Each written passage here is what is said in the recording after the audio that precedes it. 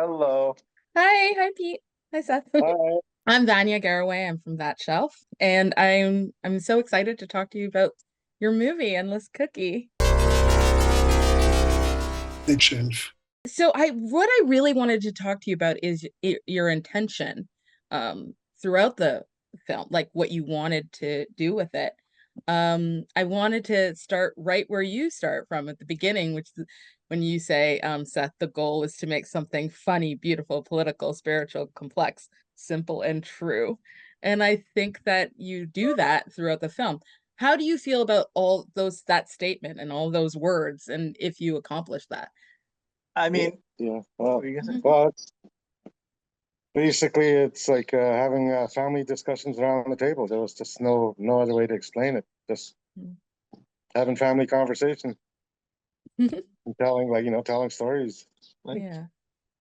uh, it was that was like, and that line was kind of a joke, like of like writing a grant and like trying to make like it sound like it's going to be the greatest thing in the world, and like kind of like over saying maybe like what you like think is possible. Yes. Yeah. And so, I mean, it's so, and it was like, I never thought that we would hit all those notes. And it's so sweet that like you're saying that, and then other people have said that too. And so it's like, it was kind of, yeah, it was meant to be a joke, but then it somehow has like landed true. It's like kind of surprising. I mean, we did go all over the place in the And story. It's a wild ride, right? Uh, yeah, I think but we that's what did I have certain, there's certain like I keep saying the same thing, and when we do interviews. Do you Mhm. mind me saying this thing about No, like no. where I was just checking where we were or I made a movie previously with my friend Shane called Asphalt Watches, and we traveled all around the world like showing it, and people would always come up to us and be like, "Oh, you're from Canada. Oh, Canada, the model citizen of the world, Oh, they're so good to their native people. Oh, they're so good to the environment, whatever." And it would be like, Hmm. "Oh, the police, they're so friendly and cute," or whatever. And it'd be like, "Dude, what are you talking about?" Like, and then I found myself telling Peter's stories Hmm. because I grew up hearing Peter's stories and we'd talk and stuff, whatever. And so I was telling them like the truth about the situation with like, reserves and like incarceration rates of native people or whatever, I was like, and like, pipelines and like whatever, like all this crap that's going on, And so I Hmm. found myself telling Peter stories all the time. And then it was like, fuck man, Pete. Oh, am I allowed to swear in this one? Anyways, I was No, like, no, sorry. Pete, Fine. no swearing. No. Anyways, Pete, I, I was like, Pete should be telling these stories, And so that was kind of one of the original, like, kind of ideas right. of like, but I had even before that movie, I had animated Peter's stories and stuff like that. So we kind of had a tradition of doing this for a while, anyways. Right. Uh, And sorry, go on. and Well, as the also, political part, the politics in your film, I mean, I don't think you can talk about Canada and the people in it without being political. I don't think that you can yeah, separate yourself from it. So totally. how did you choose to approach that Well, it's like authentically? funny. Oh, well, I don't know. I mean, just because they're all real stories and real people telling them, basically, I think, and it's like took so much recording because no one's an actor. So you just had to record a long time. Like Pete at first was a little hesitant around the microphone. So, we just had to like basically just record our conversations, and then eventually it became something real. Yeah. And so obviously there is a long history of storytelling in your culture, but you're between the two of you as siblings. I'm a sibling of many. I what I loved about it is how you giggled often and just would tell these stories regardless if they're serious or not. They were moving and funny and sad and but all those things all at once.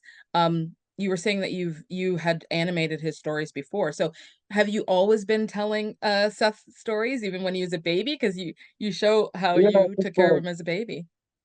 it's just a habit. It's just a habit. Well, we come from, like our parents are really good storytellers. They've Mm. traveled worldwide, and growing up as a kid on a isolated community, we didn't have television, or we had radio, but it was more fun listening to Granny. Or we used to, they had a program there where an elder would come to our school for maybe 10, 15 minutes of every afternoon, come and tell legends. So all the kids right away gather around. So it's just part of my upbringing. Yeah, I also, Seth, when you're approaching your animation, how did you approach the animation for this? How do you think of how you animate? But also, how does Pete's storytelling inform your animation? Oh yeah, I mean, well, it's kind of led the animation in a lot of the ways. Like as far as like, like the direction that he would tell a story would kind of like, and stuff like, because I've obviously known Pete my whole life, and so I like we talk, and I kind of know, like I don't, I'm not going to speak for Peter ever, but I do know a lot of, like his thoughts on his community and stuff like that, and like, and so, or like, like whatever, like there's certain things that you could draw, that we could draw and put in there, that it's like stuff that he said that I had recorded, but it worked better just as a visual kind of like message, so that you could hide a lot of information in there where one story is going on, and then you can have like other things that, the family has said or that Peter has said. Yes. Or like the ideas that come about a lot, political or non-political, or even just funny, like you can like with the animation, you can really kind of like saturate multiple ideas kind of at the same time. Do you think Not that, necessarily. Oh, sorry. sorry, go on. I don't even know what I was going to say.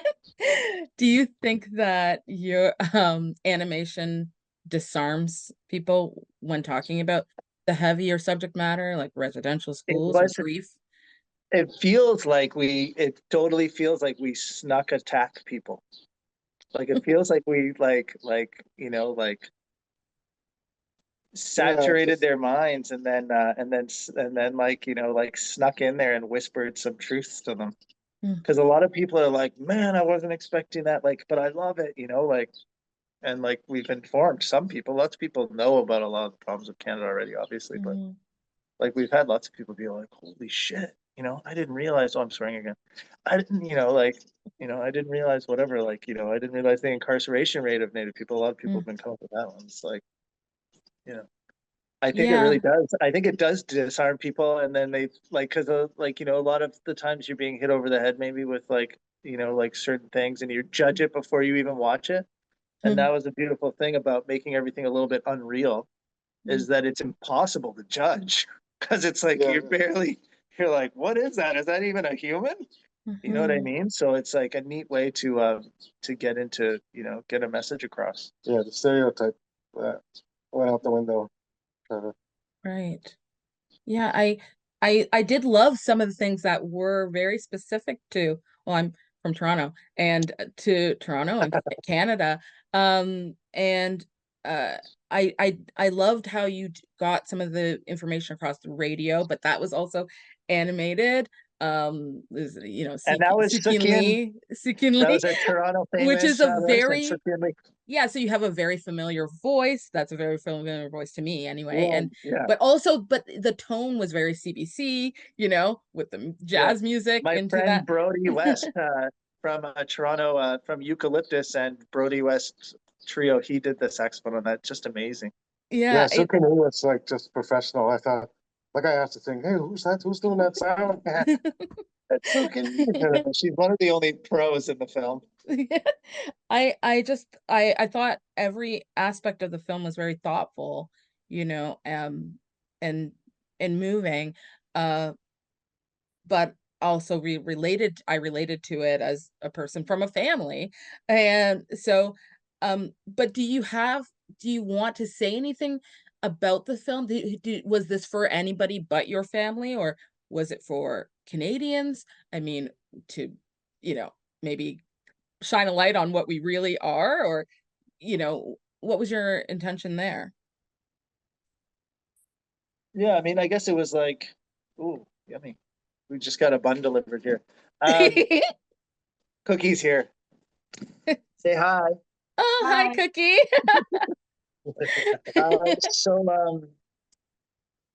uh, I guess, wait, so the question was like, what was our intention? Like, was it for family? I mean, it was for family, kind of like when we were making it, it was like, yeah, it was definitely like we were making sure that everyone was happy with like their parts, and like it was kind of made for the family.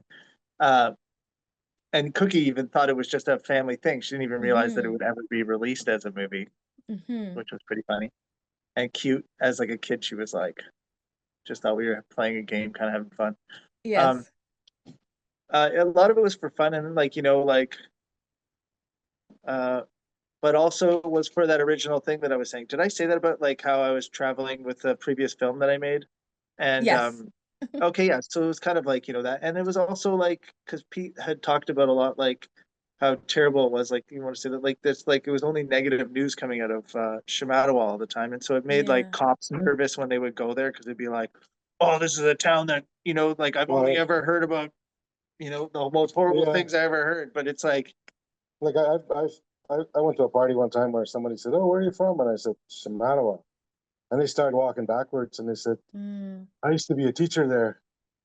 They had to mm, evacuate us because a kid threw a knife on the wall and mm. just joking around or something, and it stuck. And then somebody came by, reading it as like, oh God, this is terrible." yeah, like you Mhm. get like like if there's So, lots of bad news, like Kensington used to have that too. Like it's like when we Mhm. were little kids, it was like lots of people be scared to come down here at night. Oh God, I heard there was a shooting down there, in which there was a Mhm. shooting. And, it wasn't necessarily that safe, but it was like, it wasn't like that was the only news coming out. It was like, like lots of people like same with Shamattawa. It's like so Mhm. P would always say like, it kind of like it's too bad people don't know that like, normal people, like nice normal people live here and there's happy stories from Shamattawa. Yeah, And they're so that was kind of a thought in the process of telling these other, aspects of life that, also we yeah, want to show the joy and like that there's like, families and stuff like that. yeah, I didn't think it would reach this many people. It didn't like occur to me. Yeah, okay, great. We're making a movie. Yeah, and people will see it, and all of a sudden it's reached more people than I ever thought it would. And it's a bit yeah. overwhelming, and it's kind of weird. People recognizing you. Oh Mm. yeah. It's like you go down the streets, hey, great movie, and they're going, oh, thanks. It's like, Yeah, that's been really weird actually. Yeah. The other thing is that like the side effect of all of this is that my head's swelling and my head's already kind of big, so it's like, might become a problem. Well, yeah, I did like the that we got to see you in photographs. That was incredible because I already felt attached to the characters in animation, and then to see them like in their living Oh, form the that's way great. that was fantastic. Did you always think that you were going to put that in to actually show everyone, or was it meant to be animation all the way through? That was always an idea, and then I mean it wasn't always an idea, it just came up at one point like in the beginning of working on it because there were so many funny photos, and it was like like because like also to like show like Simone's actually got like a white thing of hair, and stuff, and like Mm-hmm. she's an amazing character, like, and to show the pics that Pete had taken, like that are just mind blowing of the bears on the couch and stuff. So it was kind of like became obvious, like, well, we should really show some of these. We hadn't Mm-hmm. even like we were gonna go even farther and have like a live action part. Mm-hmm. But then it kind of became too like we didn't really have much money to work on the film, so it kind of became too once we realized we had to like because it was pretty Mm-hmm. cheap to work on it when I'm the only animator. Right. But then once you realize you have to like have other people and a camera and like not like get paid properly, it's like, oh my God, this is gonna take up like we're not gonna have like anything then But left to finish the movie. But whatever. that control, you talked about that off the top in the film too. Oh, you're going to be a director and we can make the decisions that we want. And it's very funny to see the burning money when you're going through things. Yeah. Um, Well, it's true. It was like we got a grant, and then it was like, where the hell did all the money go? Fuck, now we got to work. I remember like working for like 7 months and just like saving up the amount of money that I got to like then keep working on it. I just anyway, I just wanted to say that there's a whimsy to this. I think it's really special, and I think that it has a longevity, and I wanted to thank you for giving me your time. Oh, thanks so much. Thanks for your kind words.